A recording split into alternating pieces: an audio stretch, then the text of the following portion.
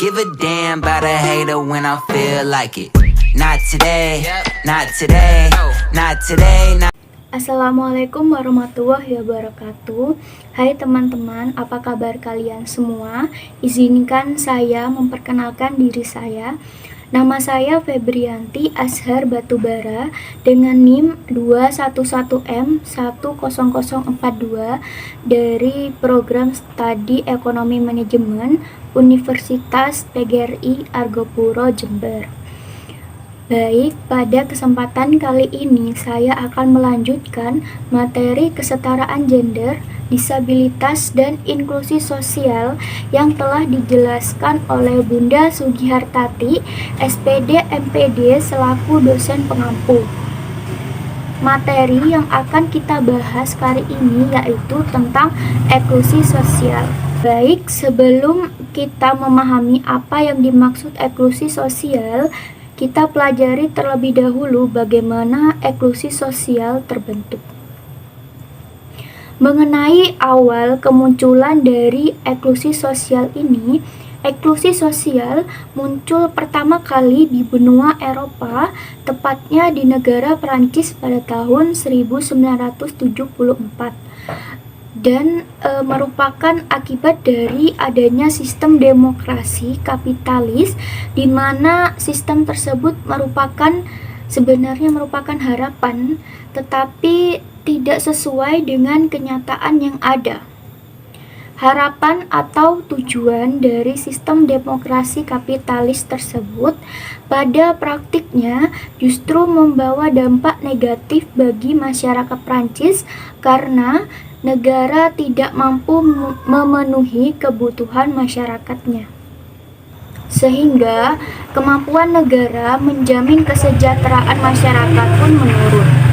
Nah, dari sini berarti ada satu kelompok masyarakat yang kesejahteraannya telah tercapai dan ada satu kelompok pula yang kesejahteraannya belum tercapai. Maka terjadi ketidakseimbangan sehingga memunculkan kelas-kelas sosial atau stratifikasi sosial dalam kehidupan masyarakat. Kelas sosial tersebut akhirnya memunculkan dua kelompok besar, yaitu pertama kelompok pengusaha dan yang kedua kelompok buruh. Saya akan menjelaskan satu persatu pengertian dari kelompok pengusaha dan kelompok buruh. Yang pertama, kelompok pengusaha. Kelompok pengusaha ini adalah mereka yang menguasai faktor produksi atau alat produksi, misalnya kepemilikan tanah. Dan kelompok penguasa ini adalah mereka yang memiliki modal. Dengan begitu, artinya mereka memiliki perusahaan atau pabrik untuk bisnis tertentu sehingga dapat mencapai tingkat kesejahteraan hidup. Sedangkan kelompok buruh adalah mereka yang tidak memiliki modal, berarti mereka tidak mampu untuk memenuhi atau melaksanakan hak-hak mereka dalam mendapatkan kesejahteraan. Akibatnya, kaum buruh inilah mereka yang bergantung kepada pemilik usaha atau pemilik modal untuk menemukan pekerjaan seadanya. Adanya perbedaan inilah kemudian memunculkan inklusi sosial, di mana inklusi sosial diartikan sebagai proses yang terjadi pada kumpulan dari individu yang tidak masuk ke dalam tatanan sistem jaminan sosial seperti jaminan hari tua, jaminan kesehatan, dan lain sebagainya, sehingga menimbulkan ketimpangan serta menciptakan adanya kelas sosial dalam kehidupan bermasyarakat. Baik, setelah kita membahas mengenai bagaimana awal mula kemunculan dari inklusi sosial ini, sekarang kita beralih kepada pembahasan makna dari inklusi sosial. Makna dari inklusi sosial adalah tindakan penyingkiran atau pengucilan masyarakat akibat adanya ketimpangan dalam masyarakat. Nah, masyarakat ini merupakan masyarakat underclass atau kelas bawah yang tidak mampu memenuhi hak-hak untuk mencapai kesejahteraan mereka. Makna dari eksklusi sosial ini juga menggambarkan hidup dalam kemiskinan, menganggur, kehidupan dalam kekurangan, dan ketidakberuntungan karena tidak terpenuhinya hak-hak kewarganegaraan. Untuk mencapai suatu kesejahteraan, keempat kondisi tersebut biasanya disebabkan oleh berbagai faktor, misalnya faktor keuangan yang tidak mencukupi, ketidakmampuan dari kelompok masyarakat untuk memenuhi kebutuhan-kebutuhan hidupnya, sehingga eksklusi sosial ini terjadi ketika ada kelompok masyarakat yang mengalami perbedaan dalam perlakuan. Definisi kelompok masyarakat yang tidak mampu inilah kemudian mengalami eksklusi sosial. Karena tidak jarang dalam kehidupan bermasyarakat yang berasal dari kelas atas akan diperlakukan dengan baik karena dirasa mereka lebih memiliki hak, lebih memiliki wewenang, mereka hidup berkecukupan, dan lain sebagainya. Di Indonesia sendiri, eksklusi merujuk pada fakir miskin, perempuan, kemudian orang lanjut usia, dan orang yang hidup di daerah terpencil dan penyandang stigma tertentu. Nah, di sini kita akan membahas satu persatu mengenai eksklusi sosial yang ada di Indonesia. Yang pertama, fakir miskin. Fakir miskin ini adalah mereka yang tidak mendapatkan akses untuk memperoleh pendidikan yang layak, kemudian secara ekonomi tidak diberikan kesempatan kerja yang luas, sehingga hal tersebut mempersulit mereka untuk memenuhi kebutuhan-kebutuhan hidupnya. Yang kedua, perempuan. Jadi perempuan mengalami eksklusi sosial karena adanya gender. Gender ini mengacu pada perbedaan antara laki-laki dan perempuan dilihat dari segi kondisi sosial, budaya, nilai-nilai, dan perilaku di dalam masyarakat.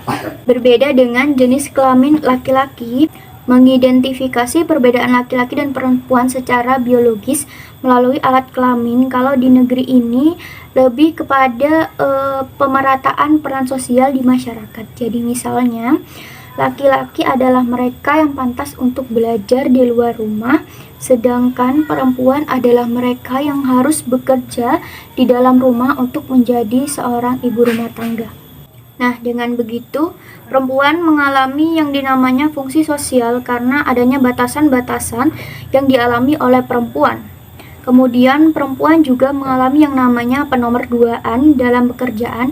Misalnya dalam suatu pekerjaan antara laki-laki dan perempuan, pastinya laki-laki akan dipilih karena dianggap lebih mengetahui cara bekerja dibandingkan dengan perempuan, sehingga seringkali perempuan ini diremehkan di dalam lingkup pekerjaan. Yang ketiga adalah orang lanjut usia. Orang lanjut usia atau lansia ini adalah mereka yang tidak produktif lagi dalam hal pekerjaan.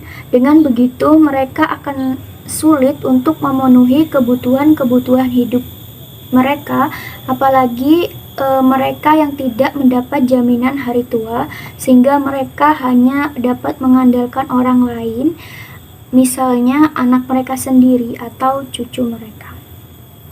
Yang keempat adalah orang yang hidup di daerah terpencil. Jadi, orang yang hidup di daerah terpencil ini daerahnya belum memadai akses pendidikan, kesehatan, dan ekonomi. Kemudian juga daerah ini jauh dari perkembangan kota. Kemudian daerah ini juga geografisnya sulit dijangkau, sehingga kelompok masyarakat yang ada di daerah tersebut mengalami eksklusi sosial karena merupakan kelompok masyarakat yang keterbelakangan.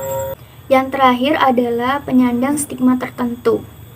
Penyandang stigma tertentu di sini adalah pandangan yang diberikan oleh masyarakat terhadap orang-orang tertentu, misalnya orang yang terjangkit HIV atau AIDS, orang yang merupakan pengedar narkoba, dan lain sebagainya.